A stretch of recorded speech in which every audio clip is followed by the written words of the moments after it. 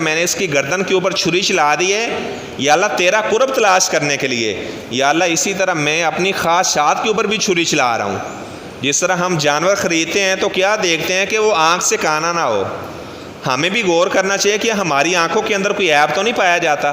ہم کسی اپنی نظر سے غیر محرم عورتوں کو تو نہیں دیکھنے والے، ہم جانور کا کان چیک کرتے ہیں کہ یہ کان کا اس کا کوئی معاملہ تو نہیں ہے، کان کٹا ہوا تو نہیں ہے۔ تو ہمیں اپنے کان کا بھی محاسبہ کرنا چاہیے، کیا اپنے کان کے ذریعے سے میں گانے تو نہیں سننے والا، میں موسیقی تو نہیں سننے والا۔ اس طرح اپنی ٹانگوں کے ساتھ میں غلط کاموں کی طرف تو نہیں چل کر جانے والا۔ میں جانور کا عیب تو چیک کر رہا ہوں کہ یہ لنگڑا نہیں ہونا چاہیے، کیا میرے اندر کوئی ایسا نقص تو نہیں پایا جاتا کہ میں جناب غلط کاموں کی جانب چل کے جاتا ہوں۔ تو اپنے آپ کا محاسبہ کرنا چاہیے کہ میں کس جانب جا رہا ہوں۔ جب آگے میں مجاہد کی بات بتا رہا تھا کہ مجاہد کا اتنا مقام ہے، تو میرے ذہن میں ایک بات آ رہی تھی۔ ایک عالم سے پوچھا گیا کیا مجاہد کا مقام زیادہ ہے یا عالم کا مقام زیادہ ہے؟ وہ کہنے لگے کہ اگر مجاہد کی گولی کسی کو لگے گی تو جس آدمی کو گولی لگے گی وہ سیدھا آگ میں جائے گا، اگر عالم کی بات نے کسی آدمی پر اثر کر دیا تو اس کی زندگی بدل جائے گی اور وہ جہنم کے راستے سے ہٹ کے اللہ کی جنت میں چلا جائے گا۔ پھر آپ یہاں سے خود ہی اندازہ کر لیں کہ مجاہد کا مقام زیادہ ہے یا ایک عالم کا مقام زیادہ ہے۔ قرآن مجید میں 30ویں پارے میں ایک سورہ ہے جس کا نام سورہ بروج ہے، اس میں اللہ تبارک و تعالیٰ نے ایک واقعہ بیان کیا ہے۔ جس طرح میں بتا رہا تھا کہ بعض اللہ کے ایسے بھی بندے آئے جنہوں نے اللہ کے راستے میں اپنی جانوں کو قربان کر دیا۔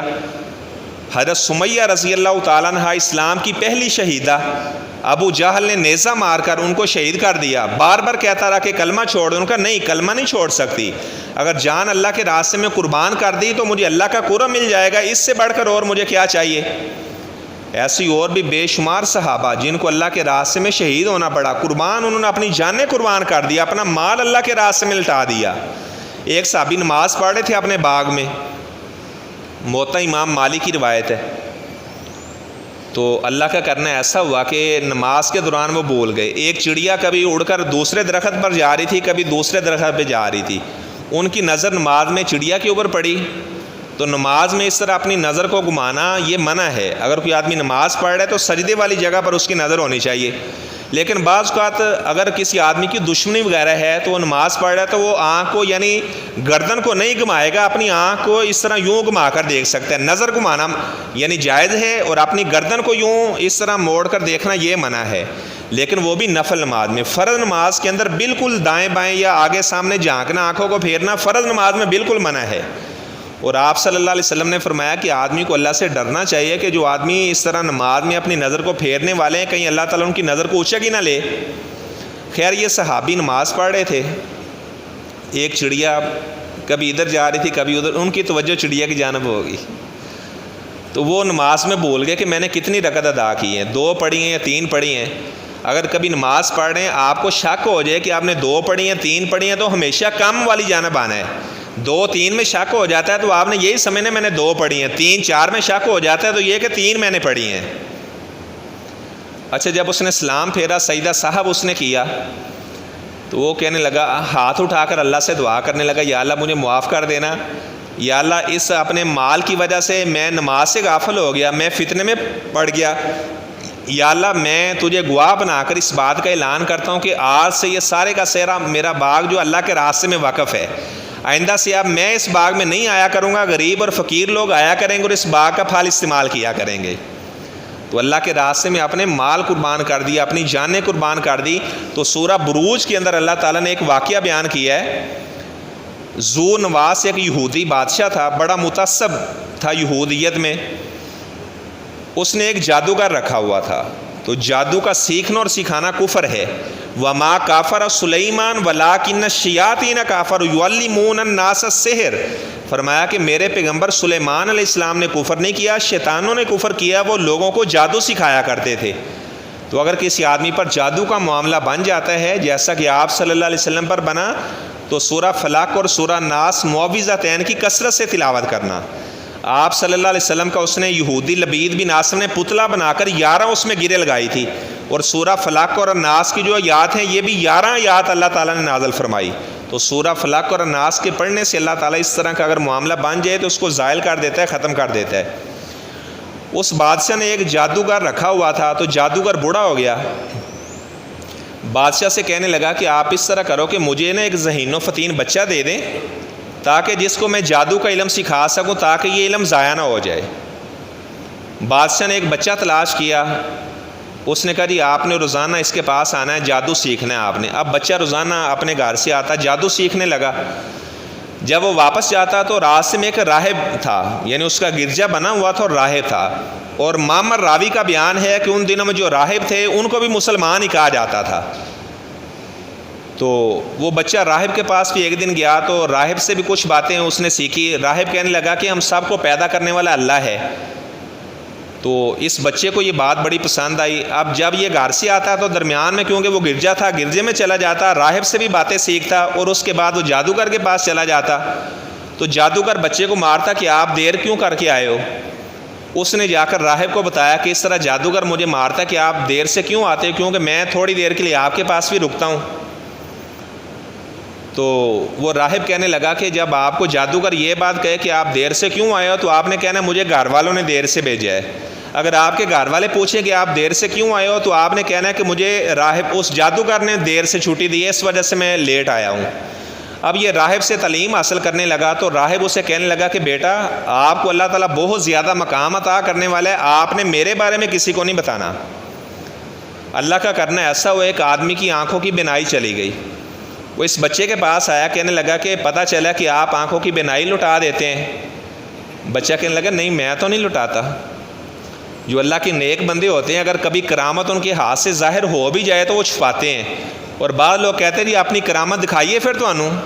ایسا بندہ شعبدہ باز ہوتا ہے جو دعویٰ کرتا ہے کہ میں اپنی کرامت دکھاتا ہوں، حتیٰ کہ معجزہ جو ہوتا ہے نبی کے ہاتھ پہ اللہ ظاہر کرتا ہے تو نبیوں کو بھی اختیار نہیں ہوتا، جب اللہ تعالیٰ چاہتا ہے تو پیغمبر کے ہاتھ پہ معجزہ اللہ ظاہر کرتا ہے۔